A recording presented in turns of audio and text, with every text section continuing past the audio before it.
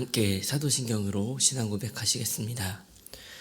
전능하사 천지를 만드신 하나님 아버지를 내가 믿사오며 우리 주 예수 그리스도를 믿사오니 이는 성령으로 잉태하사 동정녀 마리아에게 나시고 본디오 빌라도에게 고난을 받으사 십자가에 못 박혀 죽으시고 장사한 지 사흘 만에 죽은 자 가운데서 다시 살아나시며 하늘에 오르사 전능하신 하나님 우편에 앉아 계시다가 저리로서 산 자와 죽은 자를 심판하러 오시리라. 성령을 믿사오며 거룩한 공회와 성도가 서로 교통하는 것과 죄를 사하여 주시는 것과 몸이 다시 사는 것과 영원히 사는 것을 믿사옵나이다. 아멘. 다 함께 찬송가 204장 찬양하시겠습니다.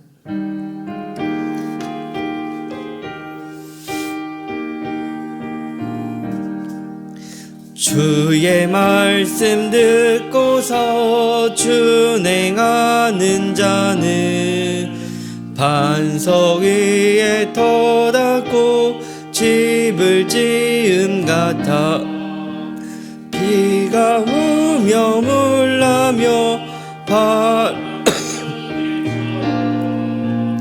반석 위에 세운 집 무너지지 않네. 잘 짓고 잘 짓세 우리 집 잘 짓세 만세 반석 위에다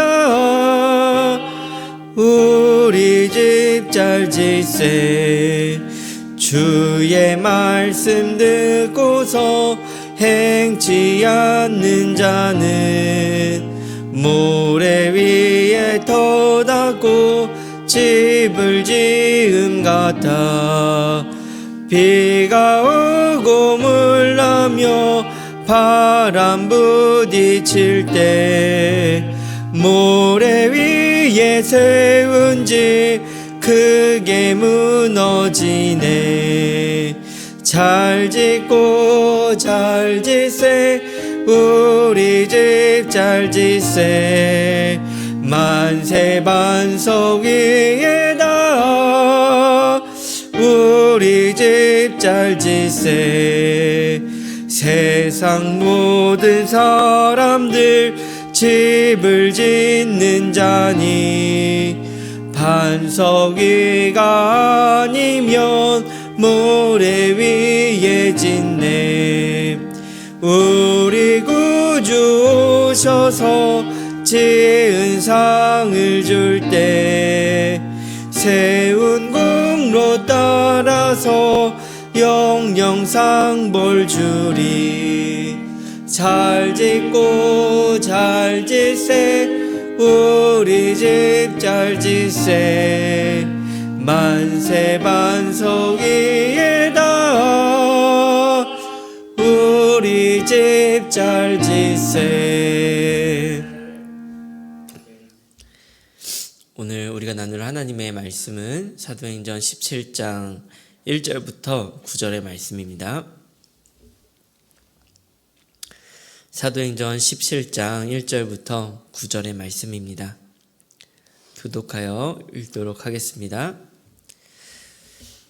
그들이 암비볼리와 아볼로니아로 다녀가 데살로니가에 이르니 거기 유대인의 회당이 있는지라 우리 자기 관례대로 그들에게로 들어가서 새 안식일에 성경을 가지고 강론하며 뜻을 풀어 그리스도가 해를 받고 죽은 자 가운데서 다시 살아나야 할 것을 증언하고 이르되 내가 너희에게 전하는 이 예수가 곧 그리스도라 하니 그 중에 어떤 사람 곧 경건한 헬라인의 큰 무리와 적지 않은 귀부인도 권함을 받고 바울과 실라를 따르나 그러나 유대인들은 시기하여 저자의 어떤 불량한 사람들을 데리고 떼를 지어 성을 소동하게 하여 야손의 집에 침입하여 그들을 백성에게 끌어내려고 찾았으나 발견하지 못하매 야손과 몇 형제들을 끌고 읍장들 앞에 가서 소리질러 이르되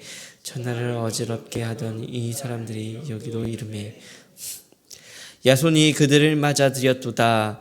이 사람들이 다 가이사의 명을 거역하여 말하되 다른 임금 곧 예수라 하는 이가 있다 하더이다 하니 우리 이 말 듣고 소동하여 함께 읽도록 하겠습니다. 야손과 그 나머지 사람들에게 보석금을 받고 놓아주니라. 아멘. 사도 바울의 전도 여행은 계속 이어졌습니다. 빌립보에서 억울하게 감옥에 갇히기도 하였지만 그것이 전도 여행을 멈추어야 하는 이유가 되지는 않았습니다. 바울은 빌립보를 떠나서 데살로니가로 이동하였습니다. 데살로니가는 마게도냐 지방에 있는 상당히 큰 지방 도시로 상업과 교통이 발달한 도시였습니다. 바울은 데살로니가에 도착한 후에 그의 전도 여행의 방식 그대로 먼저는 유대인의 회당에 가서 유대인들에게 복음을 전하였습니다. 오늘의 본문 3절은 이렇게 기록하고 있습니다.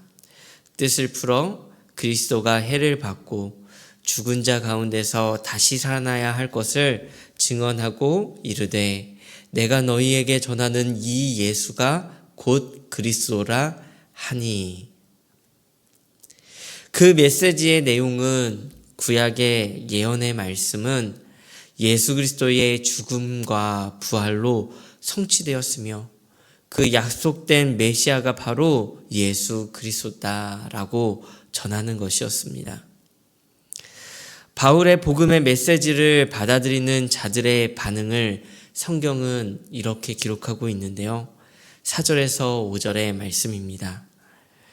그 중에 어떤 사람 곧 경건한 헬라인의 큰 무리와 적지 않은 그의 부인도 권함을 받고 바울과 실라를 따르나 그러나 유대인들은 시기하여 저자의 어떤 불량한 사람들을 데리고 떼를 지어 성을 소동하게 하여 야손의 집에 침입하여 그들을 백성에게 끌어내려고 찾았으나. 먼저 이방인의 그 헬라인의 큰 무리 그리고 귀부인들은 복음을 받아들였다라고 기록하고 있습니다. 그러나 유대인들은 강하게 반대하였습니다. 전도 여행을 통하여 보게 되는 가장 안타까운 장면은 늘 복음의 가장 반대자들이 유대인들이었다는 것입니다. 1차 전도 여행 때에도 갈라디아 지방에서 사도 바울을 돌로 치던 자들도 유대인들이었고 오늘 본문의 데살로니가에서도 유대인들이 가장 강하게 반발을 하였습니다.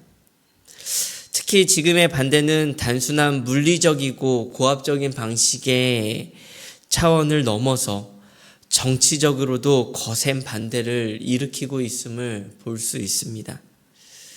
7절과 8절은 이렇게 기록하고 있습니다. 야손이 그들을 맞아들였도다.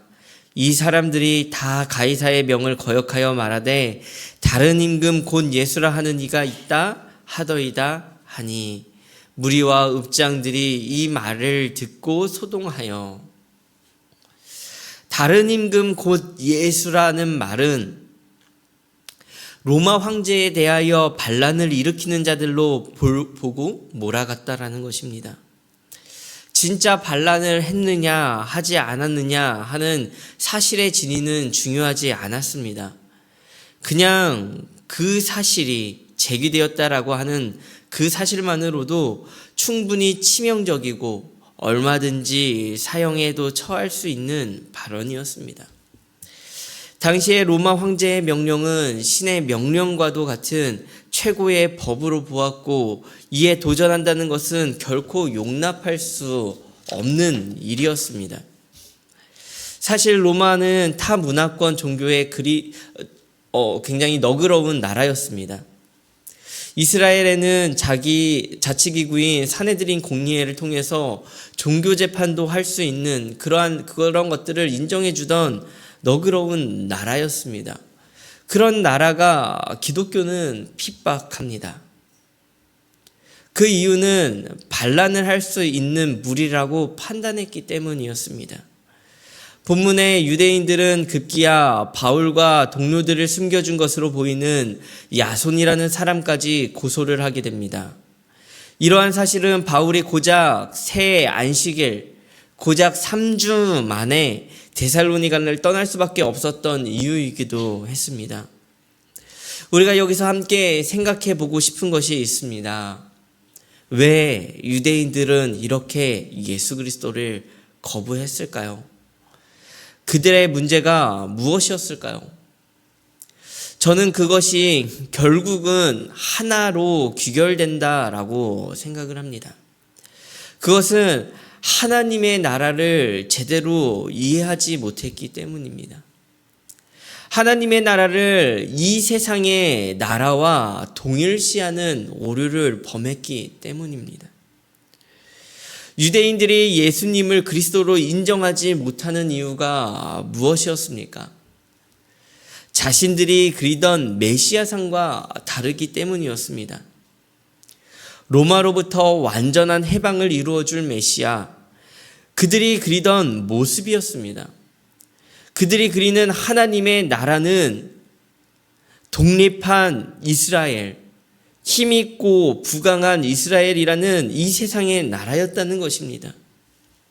그들이 생각하는 메시아 역시 그것을 이루어줄 이 세상 나라의 지도자였습니다. 그러나 예수님은 어떻습니까? 사실 로마의 입장에서 보자면 오히려 예수님은 로마 재판관의 선고로 인해 처형된 인물 아니겠습니까? 부활은 눈으로 보지 못하였으니 믿지 못하고 분명한 사실은 로마에게 진 사람, 죽음을 당한 사람, 그러한 사람이 메시아다라고 말하는 그 사실에 분노한 것입니다. 본인들의 생각과 다르니까요. 그들이 기다리던 메시아는 유대민족을 구원하는 이 세상의 메시아였고 지도자였습니다. 그러나 정말 그렇습니까? 요한복음 18장 36절은 이렇게 기록하고 있습니다. 예수께서 대답하시되 내 나라는 이 세상에 속한 것이 아니니라.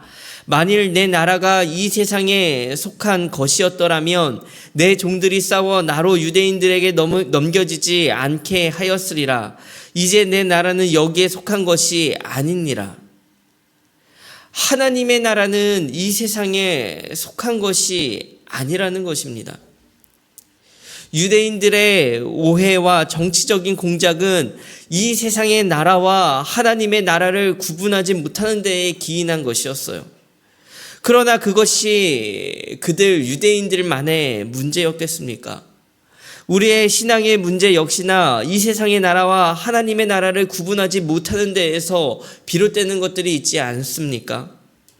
이 세상에 정의가 없고 하나님을 믿어도 고난이 있으며 하나님을 믿는 가정에도 아픔과 상실의 문제가 여전히 존재하는데 그것을 어떻게 이해를 하고 있습니까? 하나님이 정말 계실까?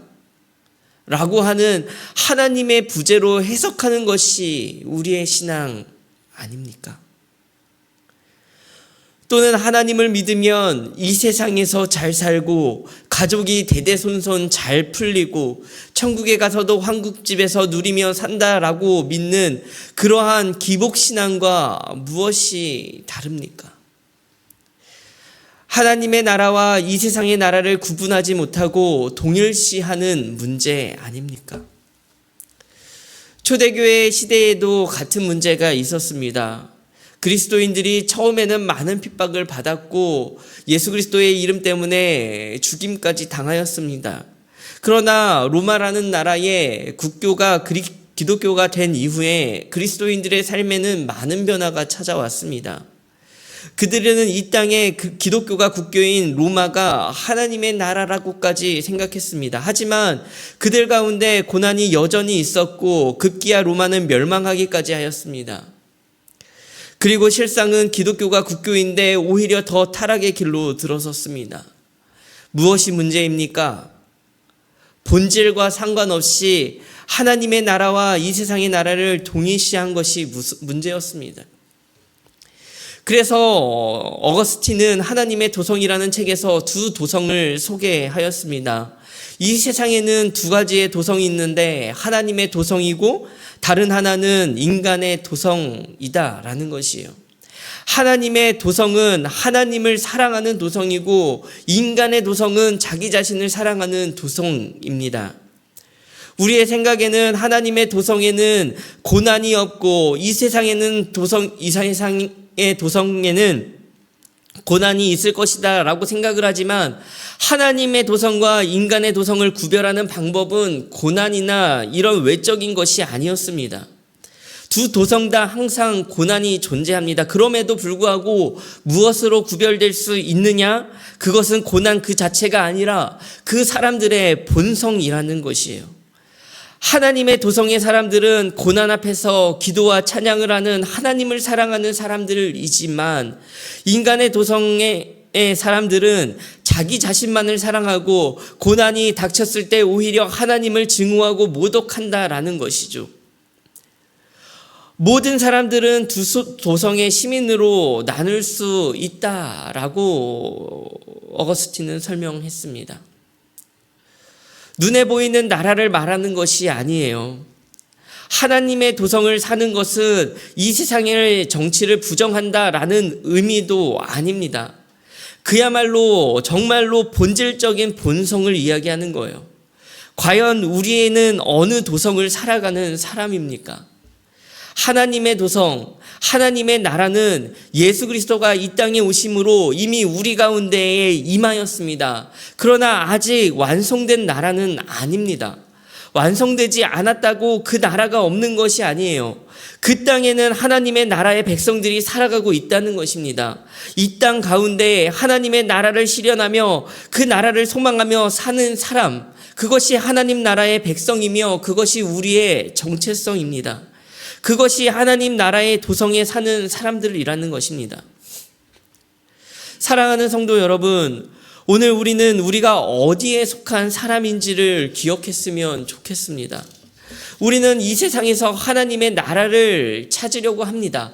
하지만 그것이 아닙니다. 우리는 이 세상에 보이지 않지만 하나님의 도성의 시민인 것입니다.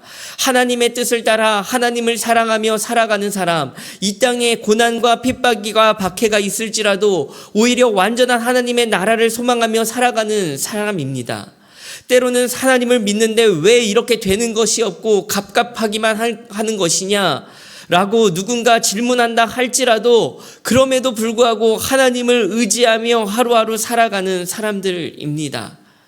하나님은 우리의 삶에서 하나님의 도성에 속한 사람임을 끊임없이 기억하기를 원하세요. 그렇게 이 땅 가운데 하나님의 나라를 실현하고 우리를 통하여 하나님의 이름이 이 땅 가운데서 드러나고 그것을 통하여 하나님께서 영광 받으시기를 하나님은 원하시는 것입니다. 사랑하는 성도 여러분, 우리는 오늘 하나님의 백성으로 살아가기를 간절히 소망합니다. 우리가 하나님의 나라의 백성임을 고백하며 살아가기를 간절히 소망합니다. 그렇게 이 땅 가운데 하나님의 나라가 때로는 우리의 눈에 다 보이진 않지만 그 존재의 증명이 우리를 통하여서 드러나기를, 그런 참다운 하나님의 도성을 살아가는 하나님의 백성이 되어지기를 예수 그리스도의 이름으로 간절히 축원합니다. 우리 함께 말씀을 기억하며 기도했으면 좋겠습니다. 첫 번째, 기도하실 때는 세상의 나라에 우리의 소망을 두지 아니하게 하시고 어떠한 상황에서라도 우리가 하나님 나라의 백성님을 잊지 않게 해달라고 기도했으면 좋겠고요.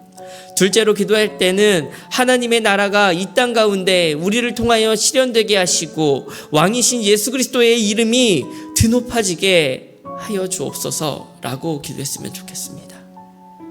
마지막으로 교회를 위해 기도하실 때에는 이어 다락방을 위해 기도하는 날입니다. 하나님 안에서 함께 기쁨으로 충만케 하시고 서로 사랑하게 해달라고 우리 함께 그렇게 오늘 기도의 자리로 나아갔으면 좋겠습니다. 함께 기도하시겠습니다.